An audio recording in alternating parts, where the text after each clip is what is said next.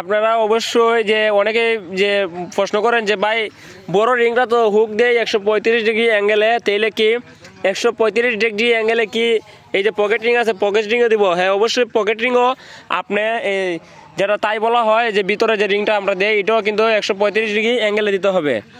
যাই হোক ভাই, আজকে অনেক গুরুত্বপূর্ণ একটা আলোচনা নিয়ে আসলাম। আসসালামু আলাইকুম রহমতুল্লাহি ওয়া বারাকাতুহু এভরিওয়ান। আশা করি সবাই ভালো আছেন, আল্লাহর রহমতে আমি অনেক ভালো আছি, আপনাদের দোয়া ভালোবাসায়। তো যে দেখতেছেন এখানে আমরা একটা পিঞ্জুরা বাঁধাই করছি, যে বাঁধার পরে যে জিনিসটা আপনাদেরকে দেখাবো এটা খুবই গুরুত্বপূর্ণ একটা জিনিস।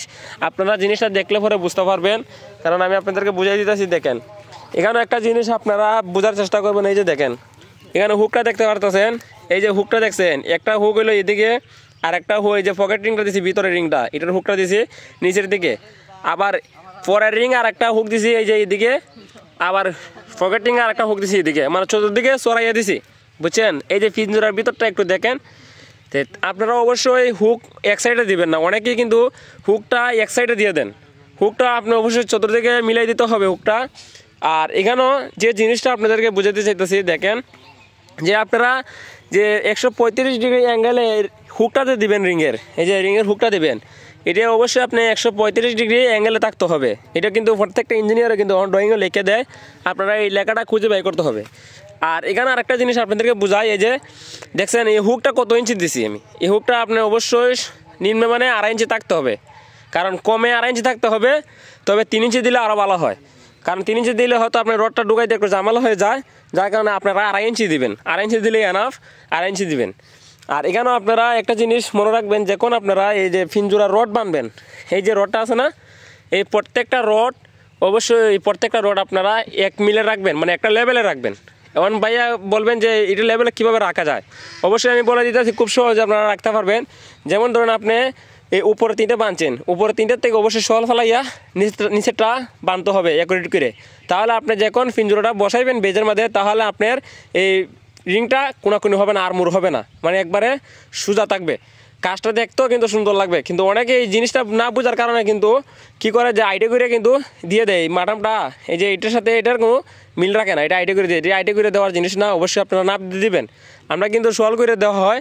আর এখানে যে জিনিসটা আপনাদেরকে আরেকটা জিনিস বলে দিই আমি, জিনিসটা খুবই গুরুত্বপূর্ণ। এই যে দেখেন পিঞ্জুরা আপনারা যদি জিএলপিএল যদি হয়, এখন তো মনে করেন গেট বিম সব মাটির লেভেলে হয়। যেমন ধরেন আপনি একটা বিল্ডিং করতেছেন মাটির লেভেলে, কিন্তু গেট বিম ডালাই হয়। অনেকে পিঞ্জুরা 7 ফিট 6 ফিট বান দিলান, আপনি অনুযায়ী যে কোনো আপনার বেজের উচ্চতা অনুযায়ী আপনারা পিঞ্জুরা বানবেন। যদি বেজ যদি আপনার 5 ফিট গভীর থাকে, তাহলে 5 ফিট বেঁধে নেবেন এই যে রিংগুলা 4 সিসি করে, এই রিংগুলো আপনারা অবশ্যই বেঁধে নেবেন এই যদি 5 ফিট হয়। আর যদি 6 ফিট হয় তাহলে 6 ফিট বানবেন, মানে মাটির লেভেলে বানবেন, মাটির থেকে উচ্চতা না হয়। কারণ একটা শর্ট কলমে কিন্তু মাটির লেভেলে ঢালাই করার পরে কিন্তু এখানে গেট বিম হবে, গেট বিম হওয়ার পরে আপনি পিএল লেভেল গাঁথনিতে নিতে হবে। 2 ফিট গাঁথনি করেন বা 18 ইঞ্চি গাঁথনি করেন বা 20 ইঞ্চি গাঁথনি করেন বা 22 ইঞ্চি গাঁথনি করেন, গাঁথনি করে আপনি পিএল লেভেল ফ্লোরটা নিতে হবে। কারণ গেট বিম এখন নিচে ঢালাই দেয়, কারণ উপরে ঢালাই দেওয়ার মতো কোনো সাজেস কোনো ইঞ্জিনিয়ার দেয় না এখন বর্তমানে। আর অনেকে আছে 4 সাইড এক লেভেলে ডালার পরে আবার ডালে কিতা উপরে মাঝখানাটা, এই ভুলটা কখনো করা যাবে না। এই কাজ এখন চলে না বাংলাদেশও। অবশ্যই আপনারা গেট বিম সব একবার ডালবেন। আর এখানে দেখেন আরেকটা জিনিস আপনাদেরকে, বান্দার মতন অবশ্যই আপনারা এই সিস্টেম করতে হবে। এই যে দেখেন বান্দার মতন অবশ্যই আপনারা এইভাবে সিস্টেম করতে হবে। আর প্রত্যেকটা রিংয়ের জায়গায় জায়গায় দাগ দিতে হবে। এই যে দেখেন আমরা কেন চোখ দিয়ে এখানে মেজারমেন্ট দিয়ে ঠিকমতো দাগাই নিয়েছি, দেখছেন? অবশ্যই আপনারা এইভাবে দাগাই নিতে হবে, দাগাই নিলে কাজটা সঠিক থাকবে। আর রড যখন মাটাম দেবেন, অবশ্যই এই যে রড মাটাম দেওয়ার ক্ষেত্রেও কিন্তু আপনাদেরকে একটা জিনিস বুঝাই দেয়। এই যে দেখেন কিন্তু রড মাটাম দেওয়া হইতেছে, বেজের রড। এই মাটামটা আপনারা অনেকে 6 ইঞ্চি দেয়, অনেক ইঞ্জিনিয়ার আবার 5 ইঞ্চি দেয়। এটা ফাউন্ডেশন ক্ষেত্রে ফাউন্ডেশন অনুযায়ী নির্ভর করে কিন্তু আপনার মাটামটা দেওয়া হয়, বুঝছেন? যদি 4 তলা 5 তলা ফাউন্ডেশন হয়, তাহলে মাটামটা সেক্ষেত্রে সে অনুযায়ী দেওয়া হয়। যাতে আমাদের বিল্ডিংটা 2 তলা হবে ডুপ্লেক্স বাড়ে, এই ক্ষেত্রে আমরা কেন মাটামটা কিন্তু 5 ইঞ্চি 5.5 ইঞ্চি মাটামটা দিয়ে দিছি অলরেডি। তো অবশ্যই আপনারা মাটামটা এবার দিয়ে দিবেন। আর মাটামটা সোজা রাখার চেষ্টা করবেন, এই যেভাবে সোজা রাখার মাটামটা চেষ্টা করবেন। এই যে মাটামটা দেখছেন আমি যা লাগাইছি, মাটামটা অবশ্যই সোজা রাখার চেষ্টা করবেন। আর ওই যে এরা মাটাম দিতেছে দেখতেছেন, ওই মাথা মাটাম দেওয়ার পরে ওই মাথা দেওয়ার পরে এই মাথাটা একজনে ধরবে আর একজন এই মাথাটা দিবেন, তাহলে মাটামটা সোজা থাকবে। এই যে দেখেন এই তাড়াতাড়ি এটা একটু দেখাই দিচ্ছেন কীভাবে মাটামটা দিতে হয়।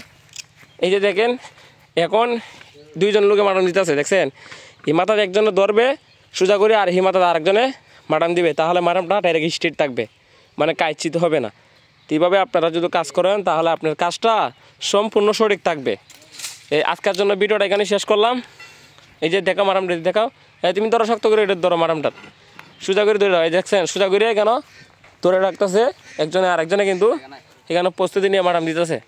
তো এইভাবে আপনারা মারাম দিবেন অবশ্যই। আর আমাদের পেজ থেকে যদি দেখে থাকেন তাহলে পেজটা ফলো করে রাখবেন, আর ইউটিউব চ্যানেল থেকে যদি দেখে থাকেন অবশ্যই সাবস্ক্রাইব করে রাখবেন।